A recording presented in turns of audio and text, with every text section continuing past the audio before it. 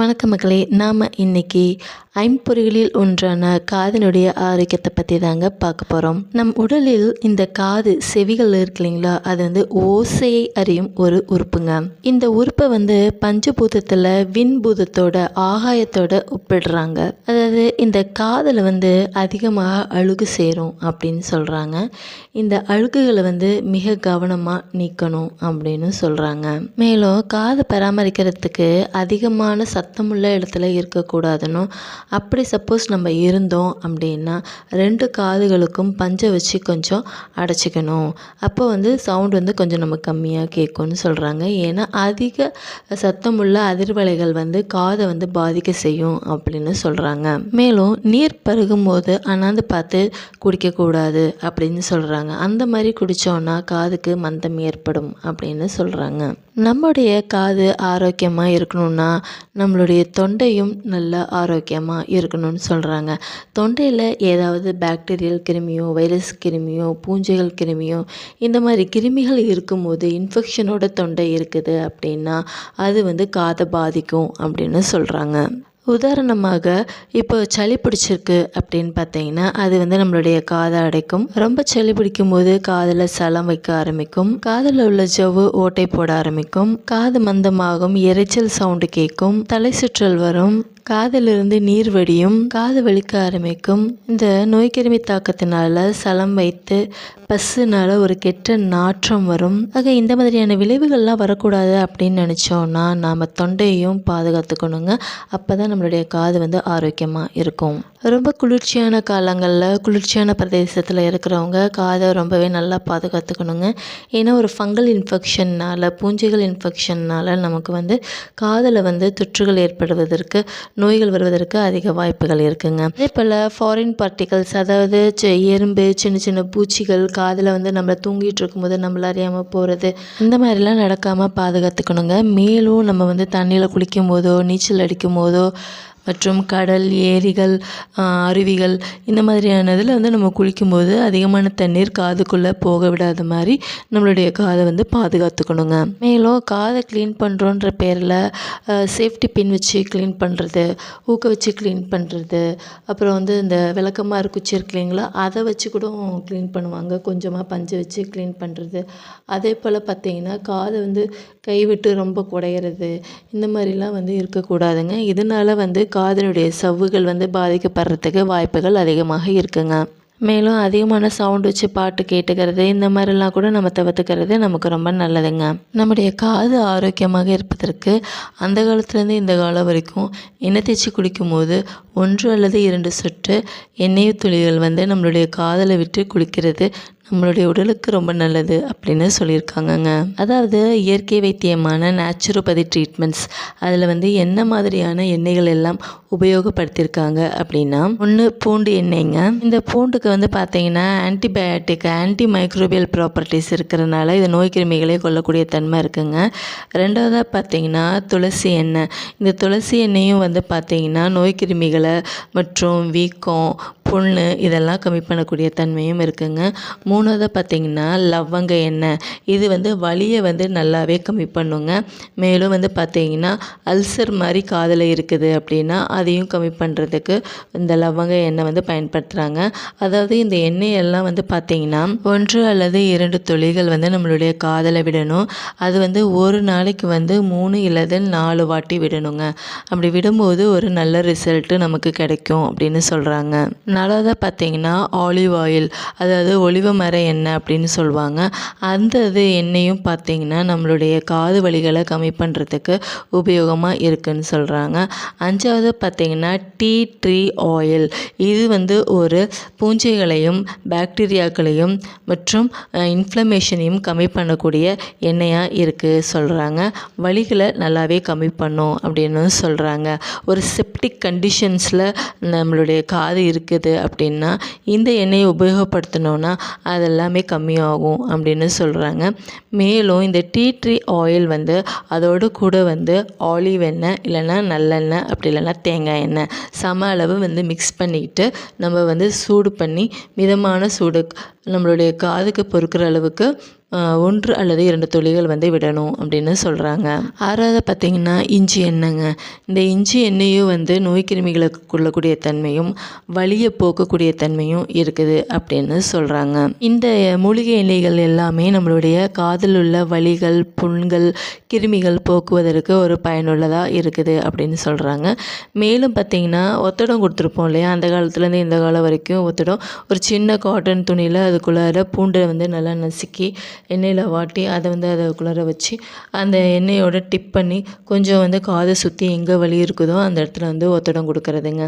So காதில் எண்ணெய் விடுறது ப்ளஸ் வந்து வலி இருக்கிற இடத்துல ஒத்தடம் கொடுக்கறது, இந்த 2 ட்ரீட்மெண்ட்டுமே இயற்கையான முறையில் நாம் செஞ்சு அதனுடைய பயன்களை வந்து பெற்றுக்கொள்ளலாங்க. காது நன்றாக ஆரோக்கியமாக இருக்க நடைமுறை வாழ்க்கையில் சில பயிற்சிகளை மேற்கொள்ளணும் அப்படின்னு சொல்கிறாங்க. அதாவது என்னென்னா மூச்சு பயிற்சிங்க, பிராணாயாமம் அப்படின்னு சொல்கிறாங்க. அதுலேயும் வந்து முக்கியமாக இந்த காது இரைச்சல் உள்ளவங்க வந்து பிராமரி பிராணாயாமம் செய்யும்போது இந்த காது இரைச்சல் கம்மியாகும் அப்படின்னு சொல்கிறாங்க. இந்த பிராணாயாம மூச்சு பயிற்சி எப்படி செய்யணும் அப்படின்னு பார்த்தீங்கன்னா, கட்டை விரல் இருக்கு இல்லைங்களா, 2 கட்டை விரலையும் 2 கால் துளைகளிலையும் வச்சுக்கோங்க. மற்ற விரல்களெல்லாம் இந்த படத்தில் உள்ளது போல் வச்சுக்கிட்டு மூச்சை வந்து மூக்கு வழியாக இழுக்கணுங்க. இழுத்துட்டு மறுபடியும் மூச்சு நம்ம விடுவோம் இல்லையா, அப்போ விடும்போது அப்படின்னு சவுண்டு விட்டுகிட்டே விடணுங்க. மூச்சு இழுக்கிறதும் விடுறதும் மூக்கு வழியாக தான் இருக்கணும், வாய் வழியாக விடக்கூடாது. இதில் வந்து விடும்போது அப்படின்னு சொல்லிட்டு ஒரு ஹம்மிங் சவுண்டோடு விடுறோம் இல்லையா, அந்த வைப்ரேஷன் சவுண்டோட வைப்ரேஷன் வந்து நம்மளுடைய உள்காதுக்கு போயிட்டு என்ன பண்ணுதுன்னா நம்மளுடைய காதை வந்து பலப்படுத்துது. மேலும் வந்து அந்த இரைச்சல் சவுண்டை வந்து கம்மி பண்ணுதுங்க. நம்மளுடைய காதை வந்து நல்லா சுத்தமாக ஆரோக்கியமாக வச்சுக்கிறதுக்கும் இந்த ஒரு பயிற்சி வந்து ஒரு நல்ல பயனுள்ளதாக இருக்குதுங்க. அடுத்ததாக வந்து ஆசன பயிற்சியை வந்து நம்ம வந்து நடைமுறையில் செய்யும்போது நம்மளுடைய காதுக்கு போகக்கூடிய நரம்புகள் வந்து அமைதிப்படும் அப்படின்னு சொல்கிறாங்க. ரத்த ஓட்டமும் நல்லா போகும்னு சொல்கிறாங்க. இதுக்கு வந்து எந்த ஆசனத்தை வந்து பயன்படுத்தணும் அப்படின்னா, விபரீத கரணி ஆசனம், லெக் அப் தி வால். மேலே இந்த படத்தில் காணப்பட்டது போல் நம்மளுடைய காலை வந்து இந்த செவத்தோடு சேர்த்து உயரமாக வச்சுக்கிட்டோம் அப்படின்னா நமக்கு வந்து நம்மளுடைய காதுக்கு நல்ல ரத்த ஓட்டமும் நரம்புக்கு நல்ல பலமும் கிடைக்கும்னு சொல்கிறாங்க. அடுத்ததாக மத்தியாசனம், அதாவது மீன் போஸ், ஃபிஷ் போஸ் அப்படின்னு சொல்கிறாங்க. இந்த போஸையும் நம்ம வந்து படத்தில் காணப்பட்டது போல் செஞ்சோம் அப்படின்னா நம்மளுடைய தலை, கழுத்து மற்றும் தொண்டை பகுதி, ஆடிட்டரி சிஸ்டம், காது பகுதி, அங்கெல்லாம் வந்து நல்ல ரத்த ஓட்டம் போகும். காதுக்கு செல்லக்கூடிய நரம்புகள் எல்லாம் பலப்படும். மற்றும் காது வந்து இம்பேலன்ஸாக இருக்கு இல்லைங்களா, அது வந்து நம்மளுடைய உடல்நிலை வந்து பேலன்ஸ் ஆகி காதில் அடைப்புகள் அந்த மாதிரி ஏதாவது இருந்துச்சுனாலும் வந்து விலகும், இரைச்சல் இருந்தாலும் கம்மியாகுங்க. மேலும் காது ஆரோக்கியமாக இருப்பதற்கு நெக் எக்ஸசைஸ், கழுத்துக்கான உடற்பயிற்சி செய்யணும்னு சொல்கிறாங்கங்க. நம்ம கொஞ்சம் ஃப்ரீயாக இருக்கிற டைமில் இந்த எக்ஸசைஸ் பண்ணும்போது இதனாலேயும் நமக்கு ஒரு நல்ல பெனிஃபிட் கிடைக்குதுங்க. நல்ல பிளட் சப்ளை தலைக்கும் கழுத்துக்கும் ஷோல்டருக்கும் போகுங்க. காதில் உள்ள நரம்புகள் வந்து நல்லா பலப்படுங்க. நல்ல பேலன்ஸான பாடி கிடைக்குங்க. அந்த நரம்புக்கு கொடுக்கக்கூடிய ப்ரெஷர் இருக்கு இல்லைங்களா, அழுத்தம், அதெல்லாம் வந்து கம்மி பண்ணி ஒரு அமைதியான நிலைமையை வந்து அந்த நரம்புக்கு வந்து கொடுக்குங்க. ஆக இந்த மூச்சு பயிற்சி மற்றும் யோகா ஆசனம்ஸ் இது எல்லாமே நம்மளுடைய காதை வந்து நல்லா பலப்படுத்துதுங்க, ஆரோக்கியமாக வைக்கவும் உதவுதுங்க. அதே போல் நடைமுறை வாழ்க்கையில் சில உணவுப் பொருட்களை நம்ம தவிர்த்துக்கிறது ரொம்ப நல்லதுங்க. இதனால் வந்து நம்மளுடைய காதுகள் வந்து பாதுகாக்கப்படுங்க.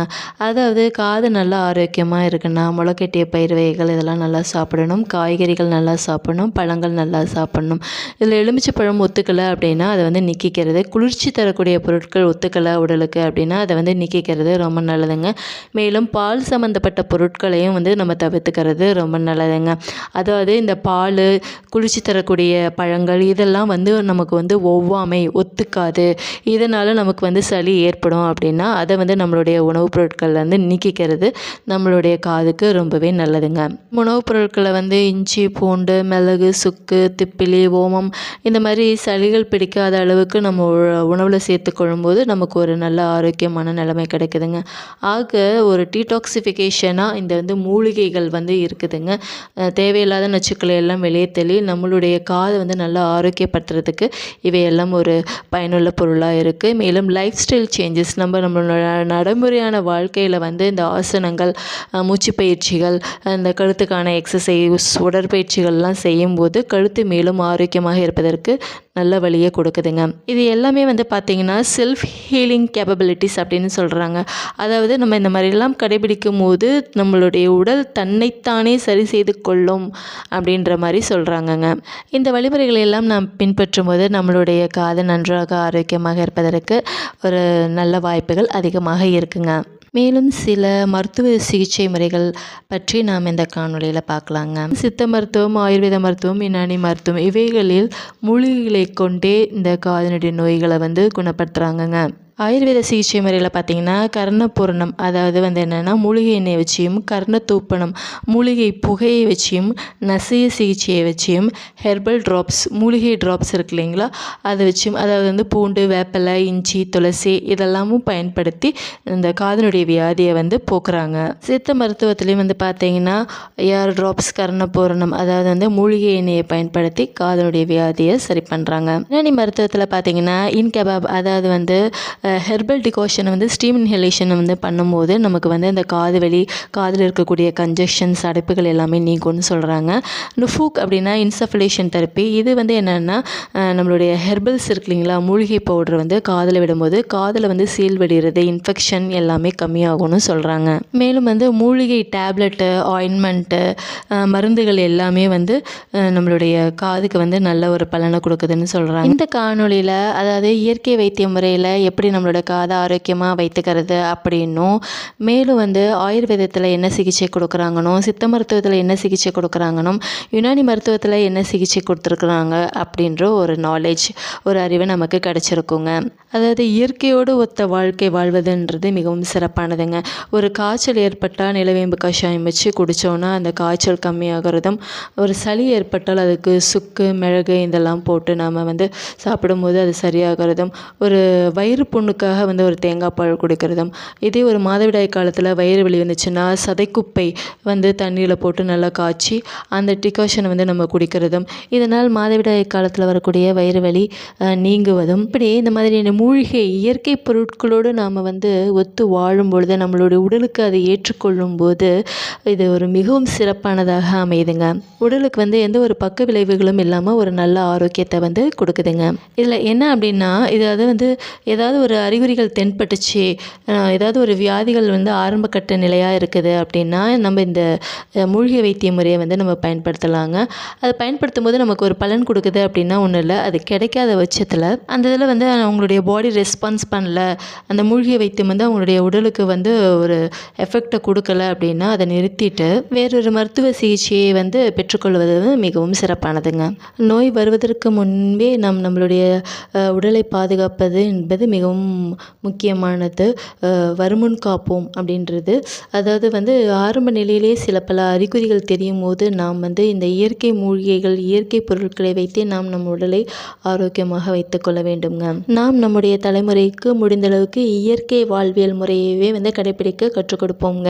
இயற்கை முறையில் நம்முடைய ஐம்பொறிகளான கண், காது, மூக்கு, வாயு, தோல் இவைகளை எப்படி பராமரிக்கணுன்ற வீடியோ என்னுடைய காணொலியில் நீங்கள் வந்து பார்க்கலாங்க. இந்த காணொலி உங்களுக்கு ஒரு பயனுள்ள தகவலாக இருந்துச்சுன்னா லைக் பண்ணுங்கள், கமெண்ட் பண்ணுங்கள், ஷேர் பண்ணுங்கள், சப்ஸ்கிரைப் பண்ணுங்கள். இவ்வளோ நேரம் வீடியோவை வாட்ச் பண்ணதுக்கு ரொம்ப நன்றிங்க. தேங்க்யூ ஃபார் வாட்சிங்.